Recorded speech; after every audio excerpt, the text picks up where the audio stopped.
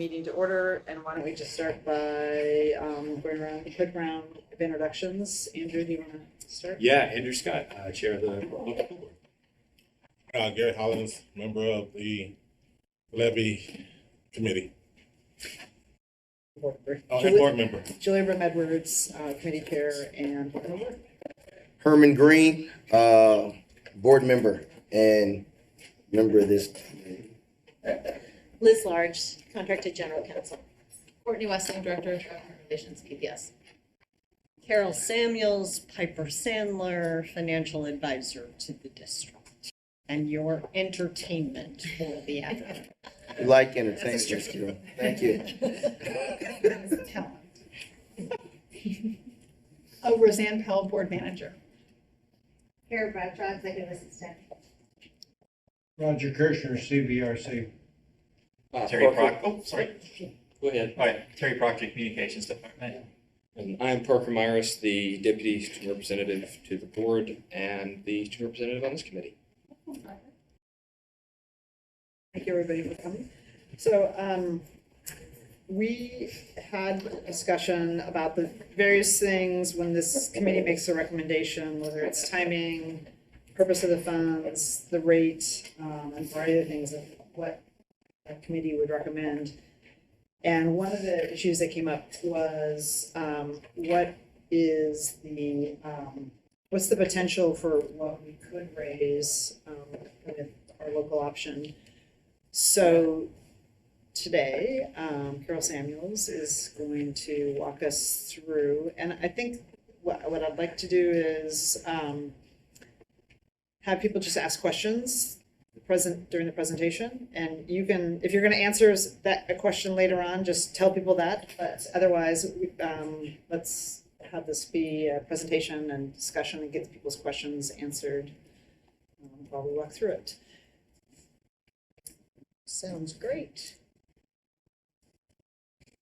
Great. So I don't know if you're going to be able to see that, particularly the slides that have small numbers. I wonder, would it work technically if I actually stood over there? Better? Yeah. Look at Terry can make, or somebody's making it larger. I'm making it larger. Oh. Thank you. And if you log into Board Book, you can follow along the meeting and see the PowerPoint. All right. As you see, there's no laptop here. Would you like me So to? there will be no logging into board book for me. Well, But I You're in luck. knew that she was gonna destroy a tree and I'm sitting next, so look at all these. Mine are double-sided. Yeah, so look at this. We got action. We got action. Let's make it happen. we're enablers. We'll figure it out. Can everybody hear me?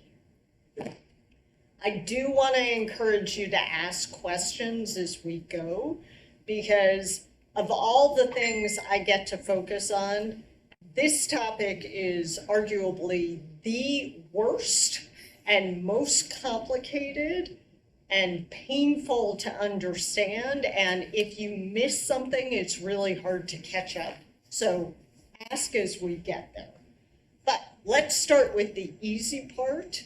Easy part is local option levies are a variety of property tax levy that you as a school district are authorized to ask the voters to approve, that gives you additional property tax revenues, largely for operations, okay? It is the only source of additional funding of significance that is available to school districts. And assuming you collect just the right amount, it is funds that do not have to go through the state school fund formula. So any dollars you collect up to a cap, you can essentially keep within Portland Public's boundaries. Okay, so far so good? Everyone? Yeah. If you move to that way, Move up to that cord. it's because the camera is recording the back of your laser. Got it. All right. It is a creation of Measure 50, which is one of two property tax limitation measures that the voters approved in Oregon, in this case in 1997. It has a 5-year limit for operations. Theoretically, you could get 10-year authorization if you used it for capital, but because of reasons that will become clear a little later in this presentation, nobody uses it for capital because it's so unpredictable and subject to what's called compression. And it's subject to the same voter test as a GO bond, that anytime you go for capital, you would choose to use a GO bond rather than a local option levy. You could theoretically levy it as a fixed dollar amount. You could go to the voters and say, approve 100 million, but no one does that because that sets 100 million as the max you would ever collect, and you'll never collect that much. You'd always collect less. Whereas if you go for a rate per thousand, it has some upside potential. Because it is an additional property tax, it is subject to voter approval. As long as you stick with any November or May ballot, it's subject to the simple majority test, meaning you need 50% of those who show up plus one voter to have a valid election.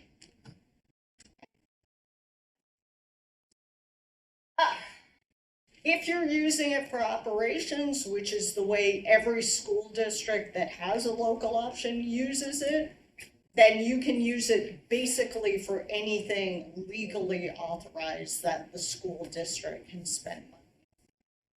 Okay, next.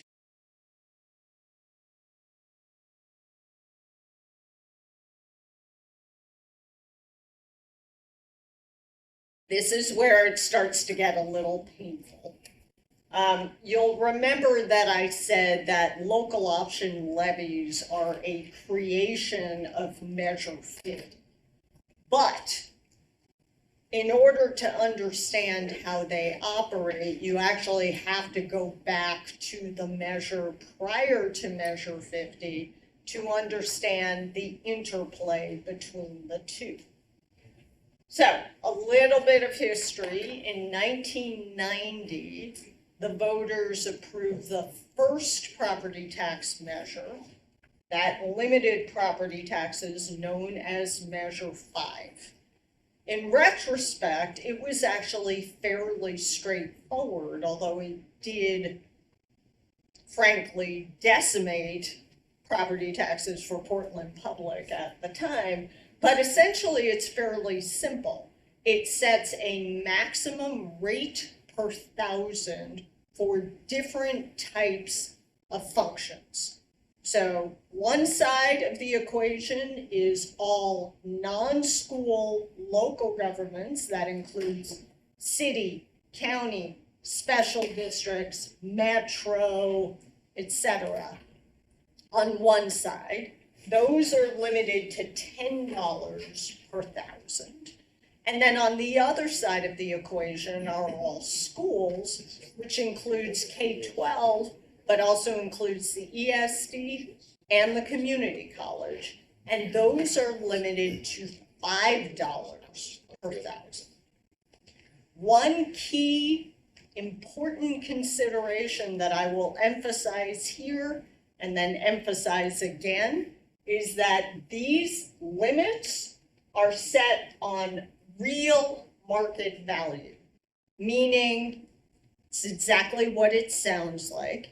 Every taxable property within Oregon has a market value that is kept by the county and is expected to match what you might be able to sell that property for on the open market. We all who own homes just got property tax statements, and if you go home and you pull it out, you'll see that there's a line item that says real market value that is the county's estimate of how much that property is worth. Okay? Measure 50, however, came along in 1997, largely because the proponents of Measure 50 felt that Measure 5 had not done a sufficiently complete job at limiting property taxes. So Measure 50 came along, and it created a brand new system of value that went away from real market value and introduced the concept of assessed value. Back in 1997, it was actually tied to real market value. It was set at 90% of real market value, but then it was limited in growth to 3% per year. So real market value over the course of the 90s did this, and then in 2008 it did this, and ever since, particularly in this area, it's been doing this. Assessed value, if you go back to old geometry constant slope days, looks like a straight line because it goes up pretty steadily by 3% per year. The difficulty of local option is that when Measure 50 was approved, they didn't get rid of Measure 5. They layered it on top. You're frowning. That's a legitimate facial expression. This one still exists. This was layered on top. And local option has to fit in between the two. Okay? Let's go.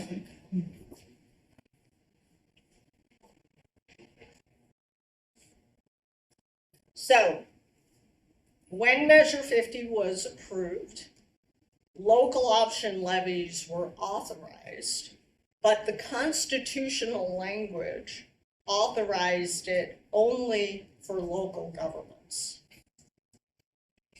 Theoretically, school districts had the authority, but the legislature said, you can't go there. Why?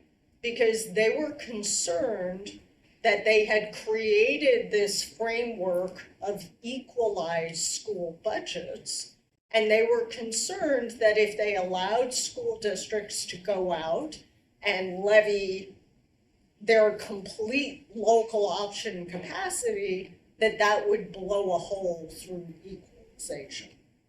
So they did approve it a couple of years after Measure 50 was voted on by the voters, but they limited it further to make sure that there would still be some framework of equality among districts with and without local option levies.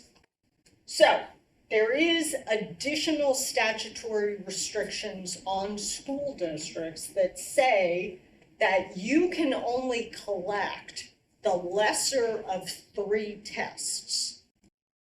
The first test is the same test that applies to all jurisdictions, which is you can't go above the Measure 5 cap. But then they introduced 2 other tests for schools. One is on basically a per student basis. Right now, it's set at about $2,200 per ADMW. It is inflated at 3% per year, so that amount goes up a bit each year. Or 25% of SSF dollars. Whatever is the lowest number is the amount you as a school district can levy and keep. So, could you levy more? You could, but anything above the lowest of these 3 tests goes into the SSF for redistribution to all other school districts. So just to maybe draw a fine point on that, so currently we're collecting close to the maximum.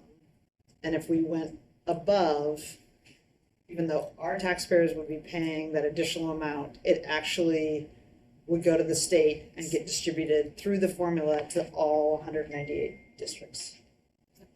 Exactly. And that is super relevant for PPS because you are very close to the maximum. And your maximum is not this one, it's not this one, it's this one. So it's a dollar amount per ADMW. When you have ADMW that is declining, that limit is actually not growing, it's going down. Okay?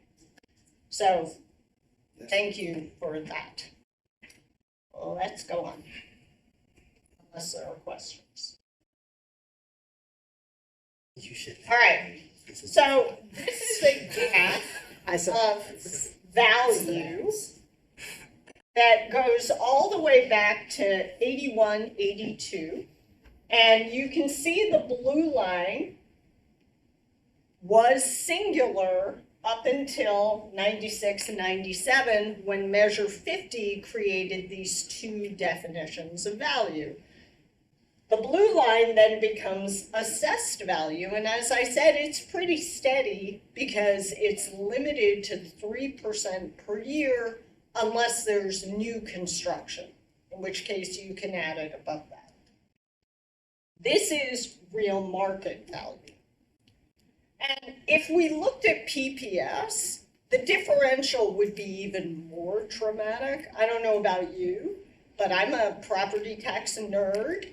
And I pulled out my own property tax bill, and for the first time, my assessed value is now less than 50% of what the county says my real market value is.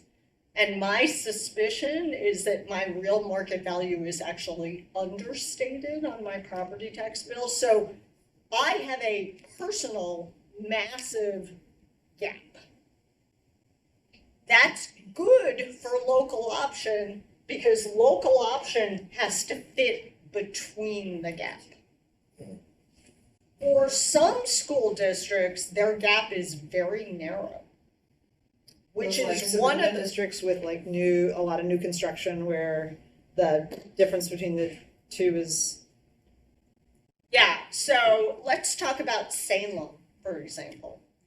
Salem tends to have a very narrow gap relative to the size of its school district. Why? Because guess what? A lot of their property is non-taxable property. So it's not even in this equation because it's government. Oh, the government. It's that blasted government. Carol, I think that it might be on the next slide. You talk about different property types, the last time I did this analysis was about 10 years ago, so I'm curious how it's changed. But even in Portland, you have very different AVR/MV ratios. So it's also something to think about. And as I recall, your AVR/MV out in East Portland is actually very, very close, sort of inner southeast, northwest, et cetera. It's much larger. So what that means is that even though we're passing, or we have passed, and hopefully will again, a property tax levy that's the same amount, different taxpayers pay different amounts. And so like a lot of our East County, or folks out in sort of the eastern side may actually be paying a lot less than folks in other areas. At least that's the way it was. I don't know if it still is. Let's go on to the next slide because that is a really relevant point. Every single property has their own unique assessed value, which was set back in 1997. It was set at 90% of what the real market value was then. And they have their own unique real market value. So the classic example of differentials is between North Portland, which in 1997 was not a particularly prosperous area, home values were low.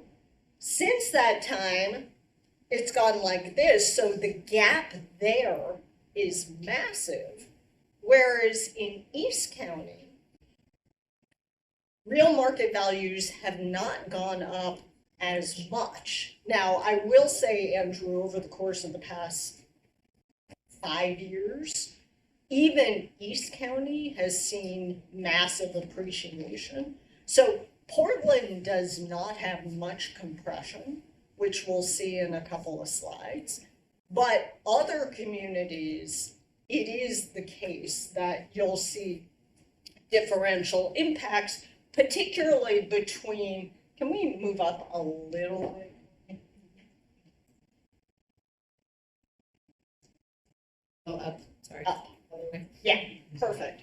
Between residential properties and commercial properties. So here's an example. This is dated, but the relationship stays pretty similar. So homes tend to have really big gaps because, again, throughout Oregon, you've seen major appreciation of real market value, and the assessed value was set 25 years ago and limited in growth. So having an average AV to RMV ratio of 50 to 60% is not unusual. On the other hand, commercial and industrial properties in particular, those that get depreciation of their equipment, tend to have AV as a percent of RMV that is much closer together. So what does that mean? It means that your homeowners have lots of room to pay local option taxes. Target and industrial properties may have virtually none. Yeah. Carol, so just so I understand this is, if you're paying close to real market value property taxes, then you're not paying the local option, but you might not notice it because you're paying close to your real market value versus your assessed value. That is also the case. So these guys are paying a higher proportion of property taxes out of their operating taxes. They're paying a higher effective rate than those guys are. But for any new tax, you do have situations where you may have next door neighbors where one is paying the full freight and the other is paying half, located next to a Target store that is paying zero. Yeah. So it makes running a campaign, which Portland has become quite expert and skilled at, it makes it pretty complicated because you have to talk about averages that may be completely unrelated to what one individual might pay. The good news is that the property tax system in Oregon is so complicated that I'm confident that almost no one actually understands whether they would or would not pay a local option. So, I mean, I think when people see it on the ballot, they assume they're going to pay it, even though they may not. Why would you say that out loud for everybody? Okay, let's go. Oh, so I didn't know. the only way you can calculate how much you might get, if you want a projection of exactly how much you might get, you have to go down to the specific property by property by property level and figure out, based upon the levy rate you are proposing, whether that property has room for this, or for this, or for nothing. And we have done that for the district in the past.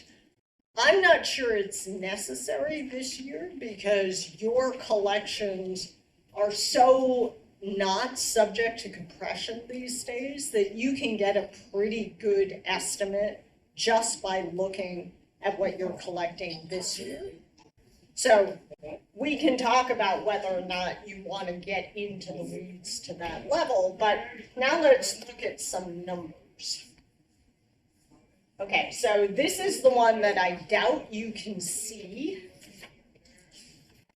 but I think it's helpful in terms of describing grants. So I'm going to spend a little bit of time orienting you, and then we can move on to specifics. Top box shows you rates that are paid on a permanent basis to the school district. So your rate is $5.28 per thousand, rounding up. Portland Community College rate, permanent, non-changeable, is 28 cents per thousand. And the ESD, Multnomah County ESD, is 46 cents per thousand, for a grand total of $6.02 when you round.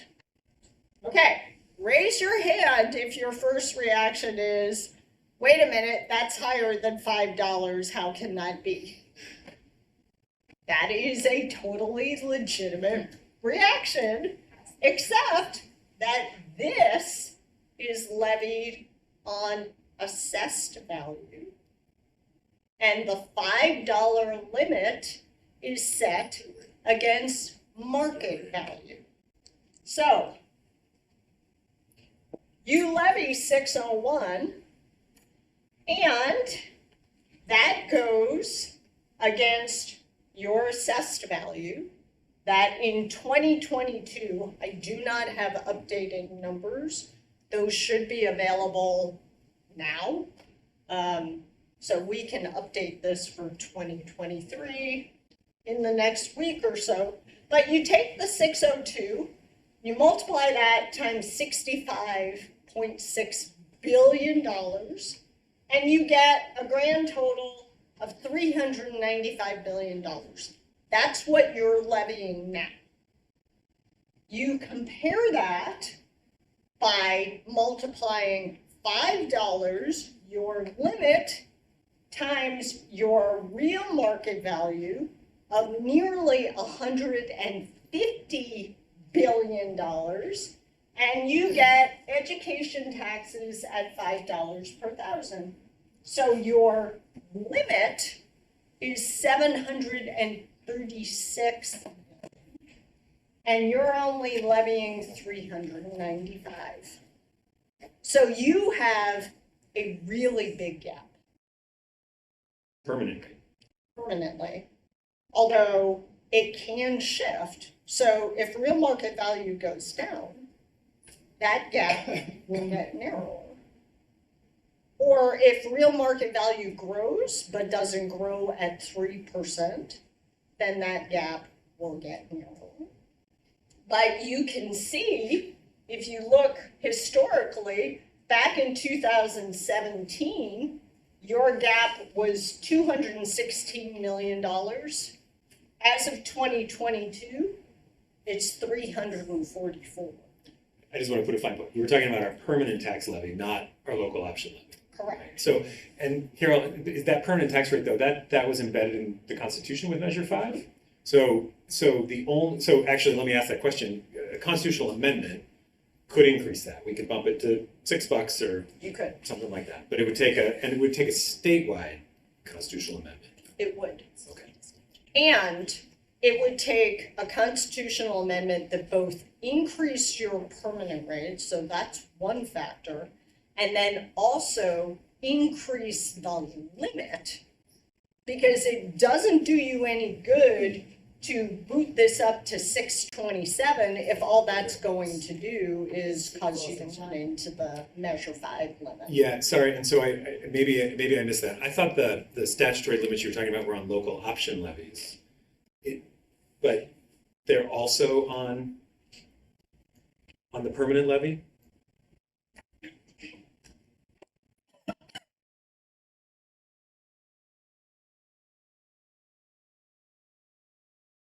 You're choking me up. Yeah, I'm sorry.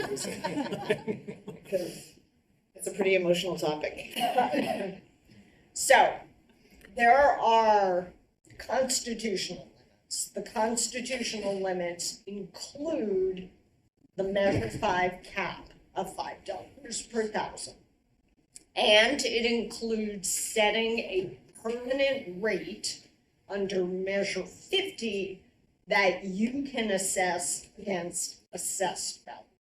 Those two factors are both constitutional.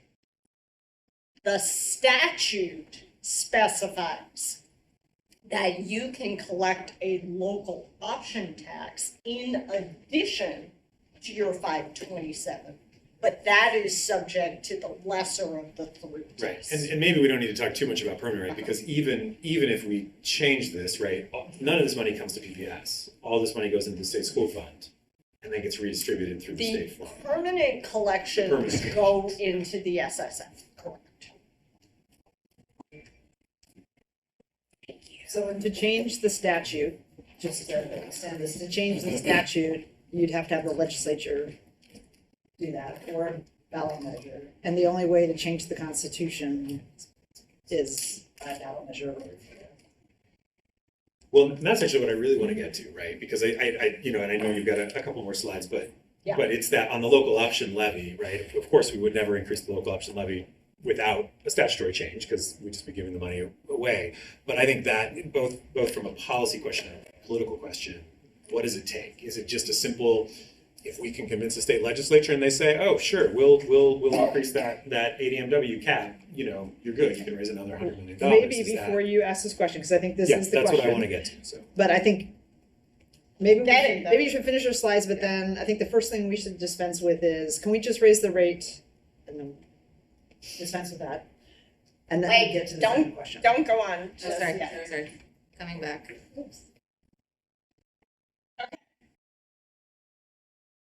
Focus on three numbers here. Your Measure 5 capacity, theoretical, is 344 million, okay? But remember, under statute, you are limited to the lesser of three tests. What are those three tests? Well, the second test is roughly $2,200 per ADMW, which is 118 million. And note that in 21, it was 122 million. Why? Because your ADMW in 21 was higher than it was in 22. I'm not sure where it is in 23, but I wouldn't be surprised if your limit is lowered again.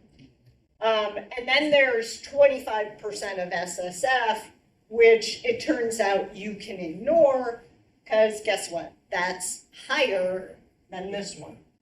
So your operative limit is a statutory limit of dollars per ADMW. Okay, now we can go on. And the shift, the downward trend has to do with enrollment particularly. Correct. So it is allowed to increase, it's indexed by 3% per year, which means that if your number is going down, your enrollment has declined by more.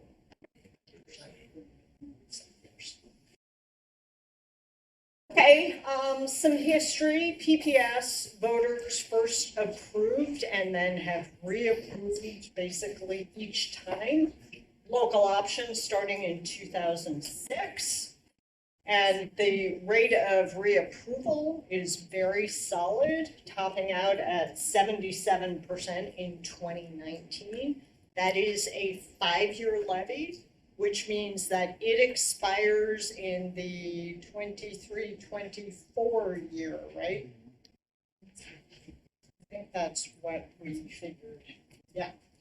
Which means that to renew it without a break, you would have to be on the ballot. You have 3 chances before it runs out.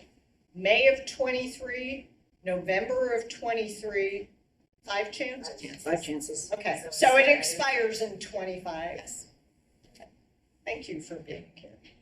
We've got a slide on that coming up. Okay, next one. I should just note the drop from 63 to 58. You had the increase in the rate, but you also in 2011 there were some pretty significant cuts that were happening at the district at the same time. So a little bit of cross current. You're going to get a tax increase and also like actually feeling like a reduction in what you're getting.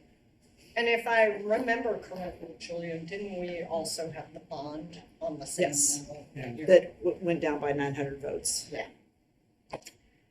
It was a lot. And that was actually also a bond that was a tax increase because that was the first sort of foundational bond.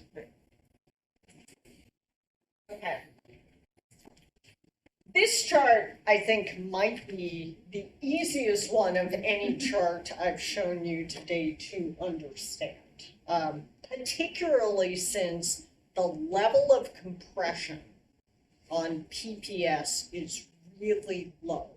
So, rule of thumb, if you want to figure out theoretically how much you might be able to collect under Measure 5, you take essentially $2, you multiply that times your assessed value, and that is your outer limit of about $340 million.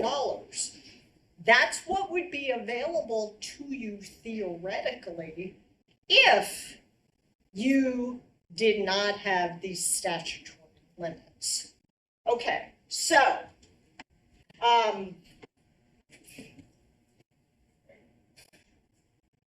that's wrong. This is actually $2 times 65 billion, okay? So because you have no compression or virtually no compression, you are collecting close to $2 times your assessed value. Okay? Everybody wipe away what I said 5 seconds ago. This is what you've been imposing. Okay? This is last year. I'm not exactly sure how much you imposed this year, but roughly $109 million. Your limit is 118. That's the lesser of the 3 tests that we already have. So if you were to collect the maximum amount, you would have to essentially give the excess, the $12 million, back to the state. So currently, there is really, in my opinion, no incentive to want to increase your levy rate. Because if you did increase your levy rate, it would get you closer to that number, and that number is probably lower this year than it was last year. Right?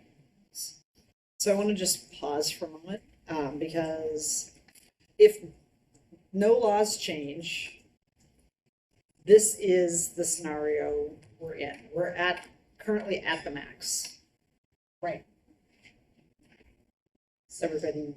Yeah. Good. But yes, Okay. sure. And I also want to make sure that JJ, do you want to introduce yourself? Sorry. Yeah, my name's JJ and I represent McDaniels. Thanks for joining the committee. Okay. So I guess the next question is, so under current law, our rate is our rate. So if we went out for a renewal, unless we decided to collect less money and lower the rate, really that is set by just being like, we're not stupid. So the second question, and Andrew, go ahead and frame it up, which is if we wanted to see if we could collect more, what are the levers that we have that would, and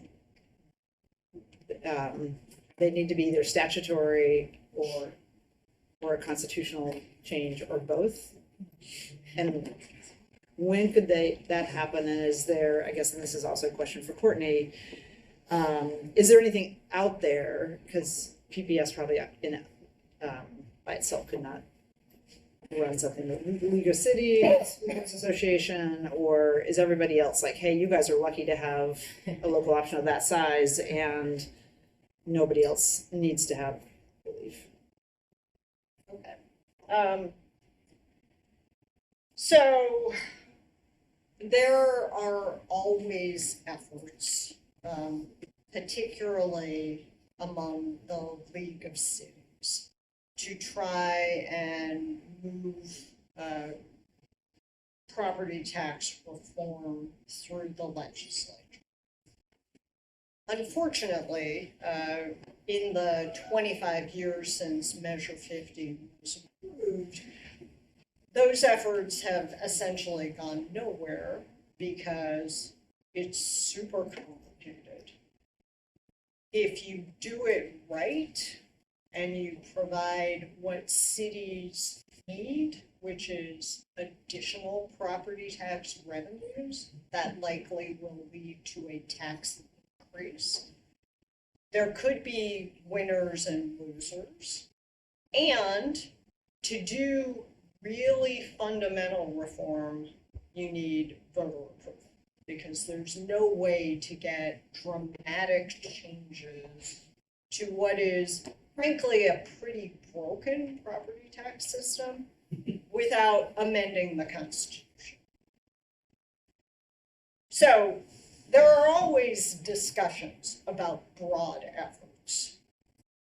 There have also recently been discussions about trying to take a more incremental approach and targeting the legislature to do things that might have a better shot at getting legislative approval and or might have a better shot at getting vote.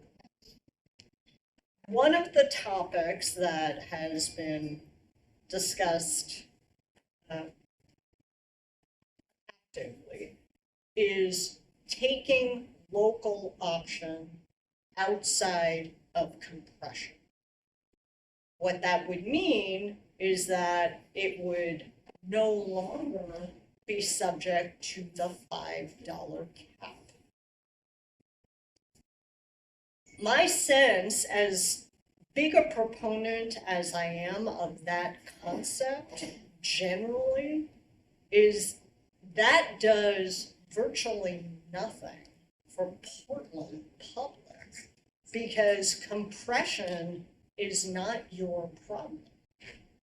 Your problem are the statutory limits that keep your collections way lower than what the Constitution already authorizes you to collect.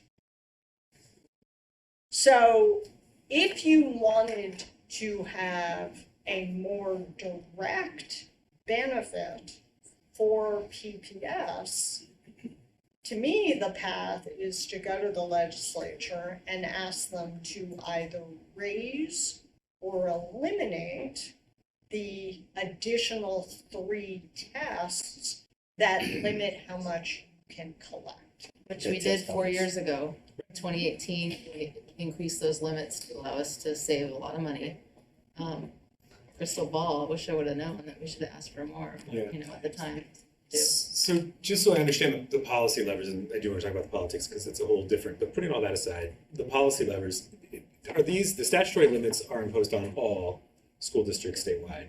So it's not like there's a PPS carve out. No, right? and these are the other. They're opposed on everybody. And then you have this list and, we're higher.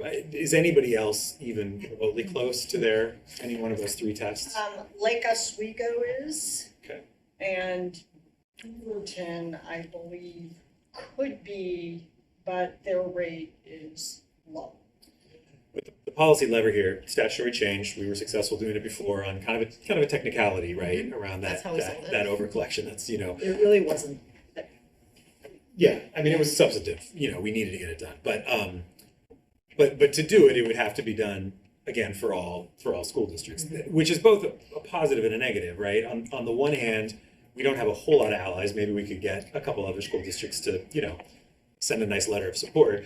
But on the other hand, it also means that from a state legislative standpoint, it's not like they're approving something that is going to lead to massive tax increases throughout the state, right? So you could see some non-Portland legislators kind of saying, whatever, if your voters want to approve a tax increase, that's up to your voters, right? I'm not going to get in the way There were of some that. anti-Portland folks saying, why would we want to do that for you all? What about these other districts that don't even have a local option? They don't even have that, they literally don't have the option because They the voters. do have the don't approve it. option. Well, they have Their the voters, option, but they but don't. their voters don't Yeah. want it. Yes.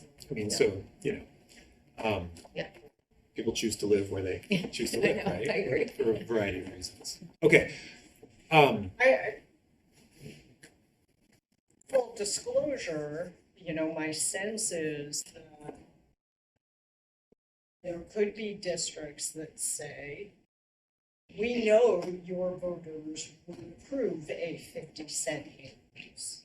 And that then divorces Portland from the rest of the school community in terms of lobbying for additional schools. Yeah. So while I think you're right, there would be legislators who would say, you know what, if your voters are stupid, then no skin off my back. But I suspect you would get pushback. Yeah. I mean, arguably that disconnect already happens with our $100 million levy. It does. Right, because before November of 2006, before we had a local option, if you went down to the legislature, it was full of Portland parents because the whole push at the time was to get the overall number up 4.9 in 1997, 99. But that's when the Portland Schools Foundation started, and the Capitol was full. And then as you see, as we got pressure taken off, there were fewer and fewer. So let's talk logistically about what you would have to do if you wanted to do that. Okay, so first, Want this slide? yeah. First, you would have to persuade the legislature to, again, the key limit for you is the per ADM. So raise it, eliminate it. So that would have to happen in 23. That theoretically, with your timing, could be effective in time for your next election. But then you would have to be comfortable asking the voters to increase the rate. So just to be, I'm sorry, Carol, so if in 2023, say if the legislature made that change, in November of 23 or May of 24, you could go out with that? I would think so. Maybe not November of 23 because it's tax, so it probably wouldn't be effective until January of 24, right, Courtney? So that would limit you to May of 24 or November of 24, which is when you're talking about potential. I'm sorry, I was going back to look at an earlier slide. Why if the legislature passed, would we not be able to go in November of 23? Because it wouldn't take effect. I mean, is it possible you could pass it prospectively contingent on that taking effect? Maybe. Well, when would it take effect generally? It's not an January. emergency. January 1st. But what we're going forward with in November of 23 would be for tax year 24. Right. So potentially, depending on how you drafted it, you could take advantage of it because it wouldn't take effect until the following tax year. And yeah. So If that happened, what would be the financial benefit? well, if you had no limits, we could calculate how high your rate would have to be, but theoretically, you could collect up to $334 million 3 times what you're collecting. Now, obviously, you have to take into account how much of a tax increase Portland voters would be willing to support. Because it would be massive to get to that level. But you have that authority. So, I mean, I'll just say thank you, and I don't, I mean, I think I've said this to some of you before. I mean, what I'm interested in exploring, and by no means am I saying this is definitely what we want to do. There's a lot of caveats here, but you know, the question for me is we have very strong demand from our community right now for a lot more investment in our schools. We're having, you know, declining enrollment, and it's not looking super positive, you know, for, you know, state school fund, right? I mean, I think, you know, maybe we can push really hard for that, but you know, we knew we spent how much one-time funds this year? It's a lot. A lot. 20 million? Let's just say a lot. 30 million? I think it's safe to say a lot. That's all going away, right? And so in my mind, the idea is there appetite, and this is where we get into the politics, one, at the state legislature for a change, to increase that. And it, you know, it doesn't need to go up to the 300 million. I mean, it can be, you know, increase it to 150 or 200 million. And then is there appetite among our community, right, for a tax increase? And, you know, this is a very different political environment than it has been, you know, in prior years. And so 77% is amazing. But Julie, as you pointed out, we went from, what was it, 61 to 56, or I can't remember the exact numbers, but it, you know, when we did that tax increase, it dropped. So, you know, realistically, this is the question that I think we need to grapple with. You know, is there appetite in the community for going out? And I think tying it very specifically, you know, these tax increases don't go through for a generic, like, give us an additional $50 million, we'll tell you later how we're going to spend it. They go through if we say, give us an initial $50 million, and we're going to keep all class sizes under 30 K through 8, guaranteed. Right? That's the kind of promise, right, that the district would need to make in order, I think, to even make it politically viable. And, you know, the idea is that something we want to do? Or are we putting at risk the overall levy by going down that road, which is a real possibility? Because, you know, to the extent we go above 199 per thousand and bump it up, let's just get aggressive and say 250, right? And our voters turn that down. Well, now we're in trouble of losing the 100 million that supports 1,000 teachers, right, roughly in PPS. So there's a lot. I'm trying to sort of put the both sides of the equation on the table. But it's a conversation I feel like our community is ready to have right now, and I want to figure out how do we have it in a responsible way in order to make a decision given all the timelines which are Julie. Yeah, there's a couple things that I would say is obviously, you know, tonight is going to be impactful about what happens, like just the composition of the legislature, who's leading the state.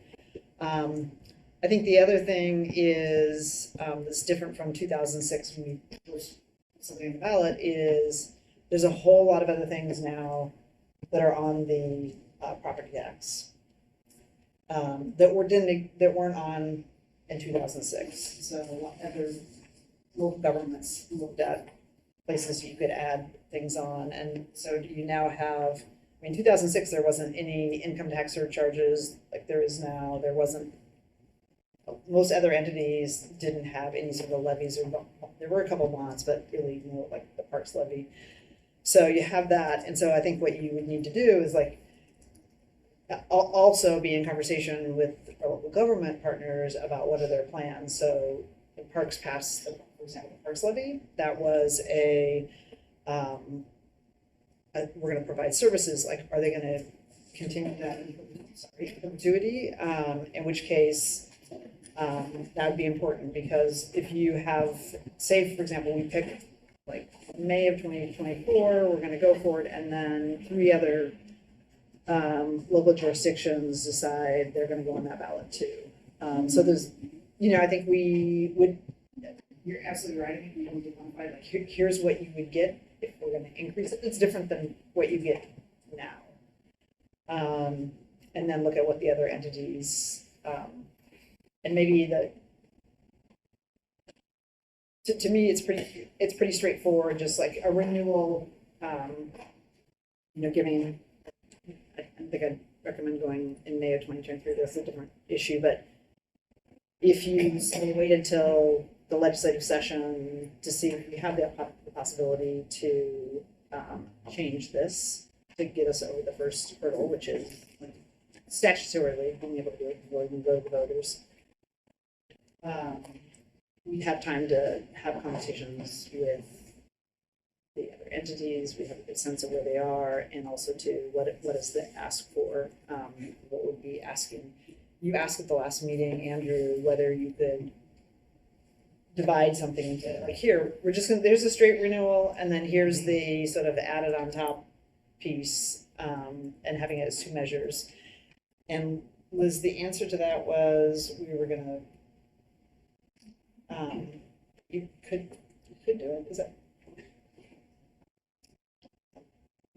I think you could, now I have to go back and remember because we went through it so many times. Let me just pull it up. I have the Yeah, email here. So I think you can. Is that you could do it. It didn't look like there was some. anybody has done that. Yeah. And potentially for good reason, because you make that tax increase a huge target by doing that. Yeah.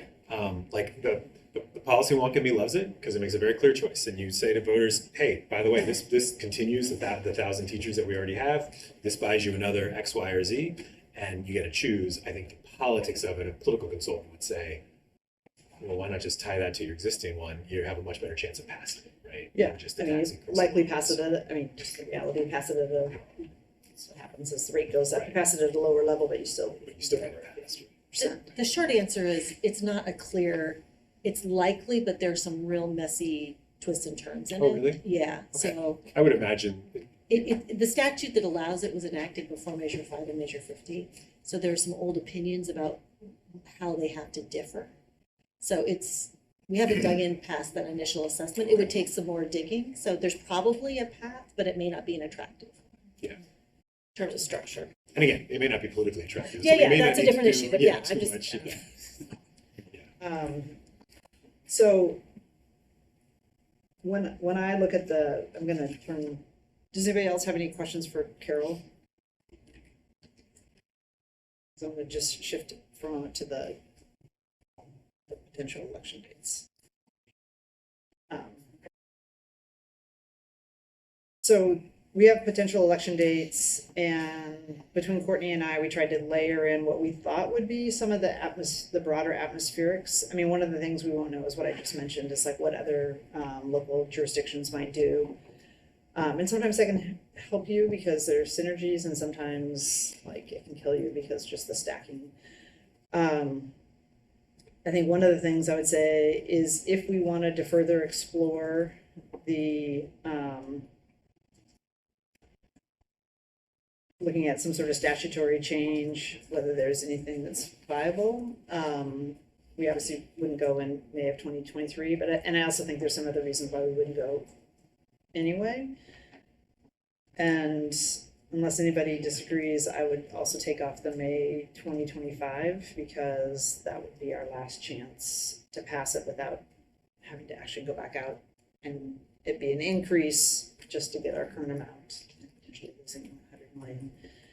So that leaves us with three, if we wanted to further explore it, would leave us with three potential ballot elections: November 2023, May 2024, and November 2024. I mean, do we want to, November 2024 is scheduled for a bond. I So was do we want just to gonna just say, also take that off the table? that would be, because I was thinking about how you could like rank them. So let's say if the preference would be we want to explore this, and we also know we've got have some things potentially next May, which may or may make it complicated. We want to explore this. We have three options, and we could rank them in like our preference of at least what we know right now of what would be the order.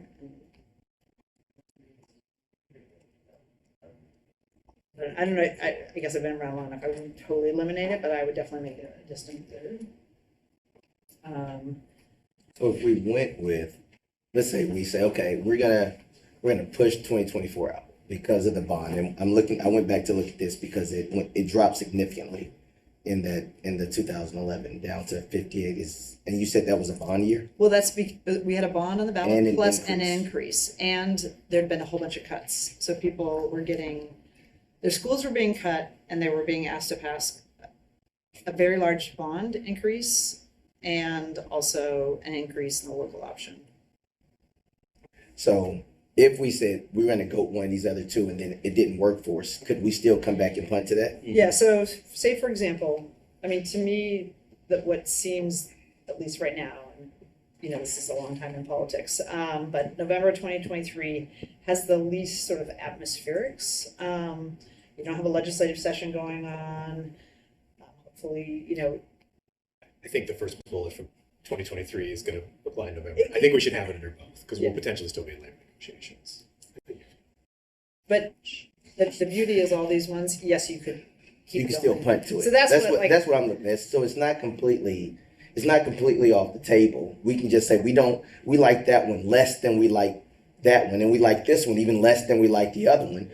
But we can, our most opportune time that we want to go for, we're gonna put everything, we're gonna throw it all in there, is this one. And then if we don't get it, we're punting to that one. Sorry, I was just gonna ask a question. If we did decide to just renew, right, that's the board just says, you know what, $1.99, that's what we're gonna go with. May 2023, I mean, we've talked a little bit about this. It's quick to get. So a couple of downsides, because I'm thinking about also, there's an upside of getting it done, and you know, and just again having it, you know, it's got really strong support in the past.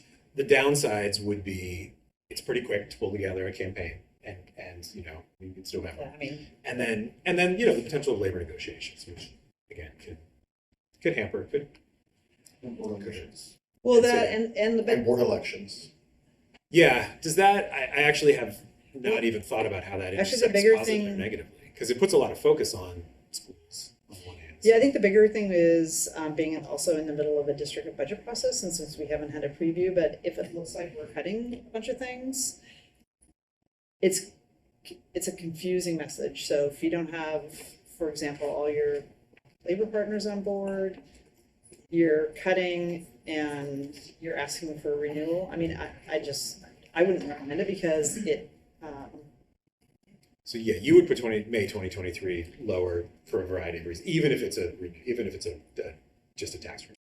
Right. Well, because we have 5 options. I mean, I'd put 2025 the last. 2023, if we want to consider, I mean, if we went in May of 2023, I think we would be talking about any sort of increase. Yeah. Because you just can't run continuous campaigns. So then, but it does feel like November 2023 then, both whether the board decides to just do a straight increase or decides to, you know, to pursue a legislative change and give time for legislative change to get into effect. So is that kind of the leading timeline? I would say 2023 and then the May of 2024. Yeah. I mean, even though there's a legislative session in 2024, it's not the budget year. I mean, it's already set. So it's kind of like we know what we have.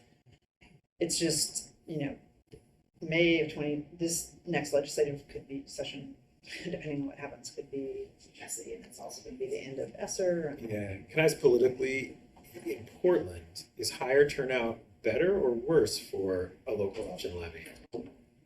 Because again, we've got some motivated votes. So I'm thinking, because you're going to have higher turnout in May 2024 because of the presidential primaries. And I don't know if from prior. I think the more voters we have, the better. It tends to skew younger, and if I just say also in a primary election year in Multnomah County, the contested races are really in the Democratic primary, so you're probably increasing Democratic turnout. Yeah. Even though, yeah, that makes sense. Because you would also, I'm just thinking, County will come out in May of 2024 to vote in their primary and against the right, but you'll get a lot more people. I mean, depending on, if you're a Republican, if you're not a Democrat, let's see how to phrase it. if you're a Democrat in Multnomah County, there's a high probability of, if you go out and vote in a contested race, you're deciding who won the general election. Because that's where the race is.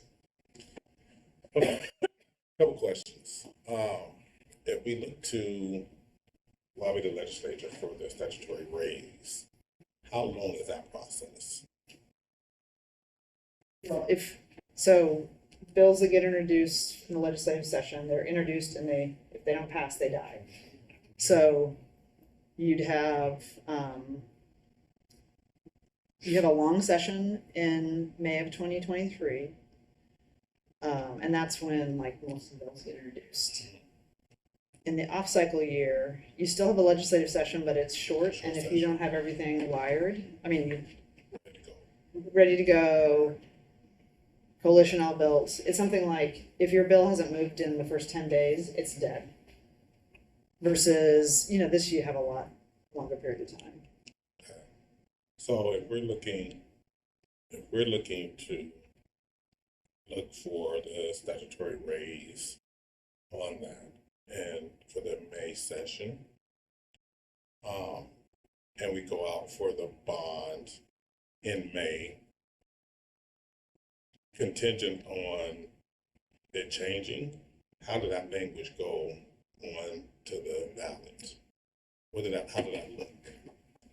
So I would think if you're considering an increase, the May ballot would not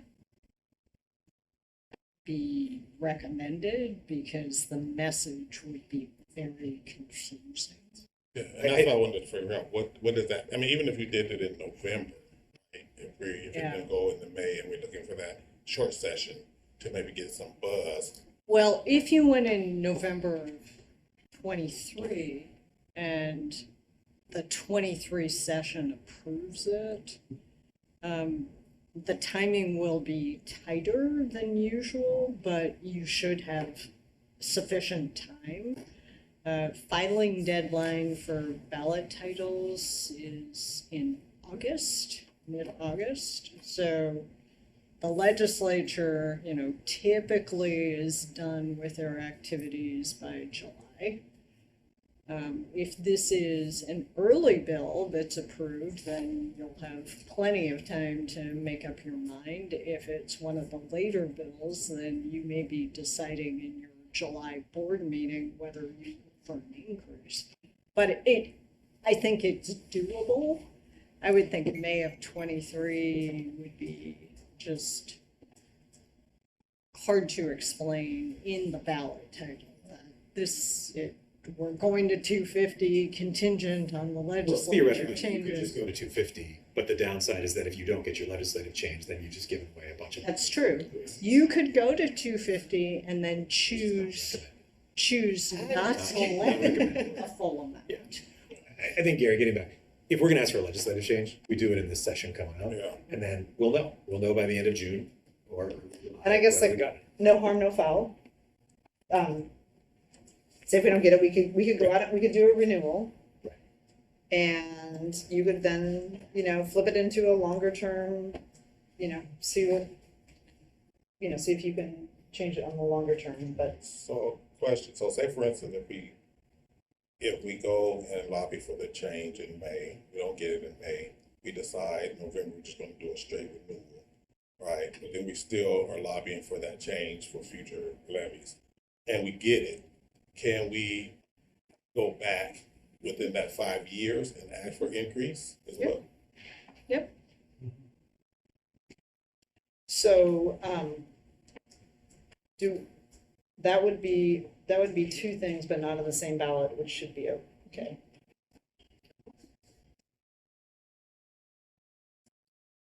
What other questions might people have? I want to be cognizant of the meeting in the meantime. I think we've answered some key questions, like a fundamental one about whether we can just increase the rate, and the answer is no. Well, we wouldn't want to do that because it doesn't get us any additional money. And so the question is, what election? And I think what I'm gonna do is ask you all for January dates. We have a meeting in December. And we can, ask Courtney to,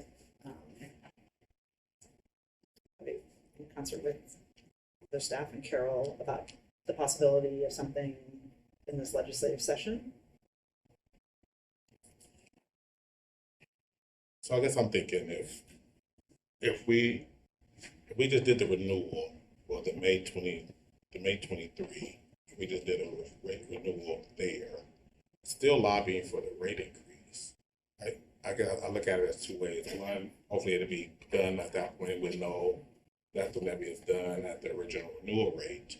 But as we are lobbying them to raise, then at some point, if they do it, then we can come back later on and ask for an increase.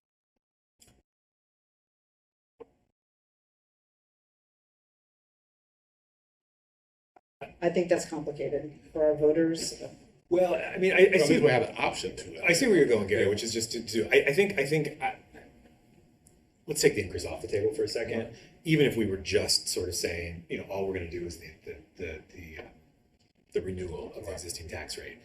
I think May is challenging the timing, just even between now and then. Okay. And I mean, Julia's done this a lot more than I have. These campaigns, they're hard. Even a campaign, 77%. There's all of us doing fundraising calls. All of us are, out there. Citywide.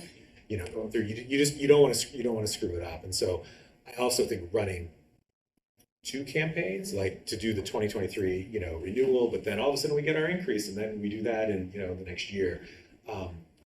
That don't have to be the next year though. If we get it, it could be at any part. It could be in the part of that 5 something years. So it don't have to be like back to back. But you don't get you don't get the money until you actually pass it. Well, right. No. I'm just trying to see how we set it up. Yeah. For later on, not just right. And the other thing that I think is, Julia just said this, but it's going to be a tough budget year, and it gets really complicated. This is almost exactly the period we'll be approving the budget. It does get really complicated to say to your voters, hey, we have to make these cuts, and here's why, and here's all the things. But by the way, we want you to to renew this levy. I mean, it makes sense to me because we need the levy just to fund 1,000 teachers. I think that goes into messaging, right? If we mention this is why we need the levy. But just remember what happened this last year. We were explaining over and over and over again why, we have to spend one-time funding, and even spending that, we're going to reduce some of these teaching positions, and on and on and on. And all we got back from the community was, I can't believe you're doing this to our schools and our students. And so you're not going to have the enthusiasm. I think that's a small group that we was keep on repeating it to, versus if we do a citywide campaign, we're not just trying to explain it to that small group of folks that we have to explain to it over and over. The messaging is going out to the wider community, right? Here's the question: why not do that in November? Oh, no. Either way, I'm just saying. I agree. I just want to get narrowed. We could push and try and get it done in May. I feel like saying November, it gives us a full year run up. It allows us to lobby the legislature, allows us to get the budget passed, allows us to build all those coalitions of support, and just plan on going, in November, or maybe May of 2020. For me, I'm leaning towards November 2023. Yeah, I think. And for me, I'll just repeat it again. I know I'm going to sound like a broken record, but we don't have a lot of levers, as Carol said. Like, as a school district, if we want to go big, I heard this at one of our meetings a few months ago. There are not a lot of options, and getting a legislative change and a local option levy is really one of the only ones. I mean, the other thing I think it's worth exploring is looking at what other things we could build out some financial support for somewhere else versus the local option. So, for example, like summer programming, summer academic programming, or things that we currently pay with general fund dollars that we go and make a discrete ask about that is different or in concert with other Multnomah County districts. That's just another idea. Yep. Well, that's the argument there if we do get them to raise the statutory limits. That could be an argument of why we would raise it, right? To provide summer programming. I guess I just think I'm a lot of thinking about like other ways, other levers that we potentially have Yeah. Like if post-pandemic, the state, we were able to convince them to say, summer programming for all students in the state is really important. We're gonna kick, I don't know, some large amount of money in, that takes some pressure off of our general fund. So I see this as an end both. Yeah. Okay, so I wanna, just like get a sense, we're all, and JJ and, Parker, so we're all, no increase of the rate, without a legislative change. We're interested in exploring, the feasibility of a legislative change. I'm interested in getting the statute changed so that we can get more money. And we're pretty much, we're for sure ruling out 2025, that's just like the last, it's only on here just to know that like that is. I think you just rank questions. them in the first, second, third, fourth, and fifth, so in case it doesn't Okay, pass, you still so- have that on there. So my one would be a year from now. Because So I it- want more runway. So if It'd I be get, November. yeah, so Okay. that would be my one. And then I would go after that, just down the line. Okay. Because then if I don't, I want to capture every opportunity that I can to get all the, and I don't know that I like a lot of people. I just know vote. I just want 50 plus one. That's what I'm looking for. I ain't looking to get 70. Gary? I'm gonna say I would go try to do it in May of 23, and then down the line. Andrew? Yeah, I'd say November 2023, May of 2024. I probably have May of 2023. Sorry, Sorry. you're with Herman then. Yeah, except I'd probably have May of 2023 as my third option. Okay. Because I would actually take November. I mean, November 2024 is out there if we need it, but the bond I think is equally important to this district, and keeping that capital. Not to overcomplicate, but I have had some very preliminary conversations with staff about the bonding program and that it may not be going quite as fast as was originally anticipated. So is it absolutely a given that you're talking about November of 24 for the bond? Because Well, unless council recommends otherwise. I mean, we haven't made a So decision. you're saying that, Carol, that you would, like, we'd need to have it play out another year?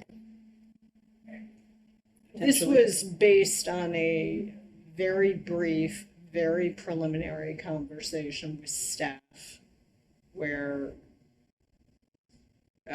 in order to maintain the levy structure you have, you will need to sell bonds this spring. And there was a comment made that, wow, we may not be ready. So I would just offer up as something you might want to investigate whether or not you'll be ready in November of 24 for your next bond or not.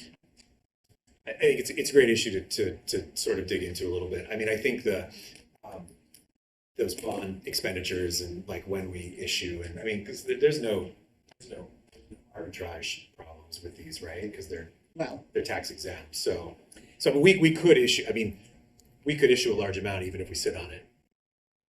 Actually, because they are tax exempt, there are potential arbitrage issues, but those issues are manageable. Yeah, I guess I want to make sure we can work with sort of team around that. I'm missing that November 2024.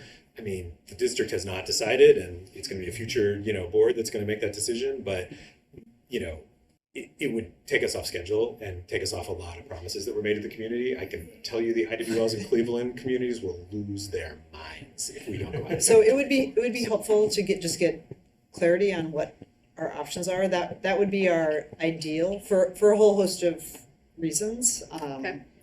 Both for commitments to the community, but also it's the ideal time on a presidential cycle to do that. We'll go back to staff and have a conversation and understand and bring back Work some with more Carol. information and work with Carol. Yeah, Parker and JJ? I think November of 23 as a first and May Is the first one? Yeah. Okay. Yeah. And then, I'm sorry, 2023 was number 1, And then number 2 is and what about number 3? I'll go November of 24 as well. Okay, JJ. Yeah, and I think I would do the same too with like November 2023, May 2024, and November 2024. Okay, I think you have a sense of the committee. Anything else for the good of the order? Is that clear? It will be. Yeah, you can fix that. Is that It's Right, it was supposed to end, right? Yeah. It's like, Well, yeah. It's election night. Hello, come on, I man. think we made a I lot got of election progress. parties to go The to. big- I'm trying to get to the big house.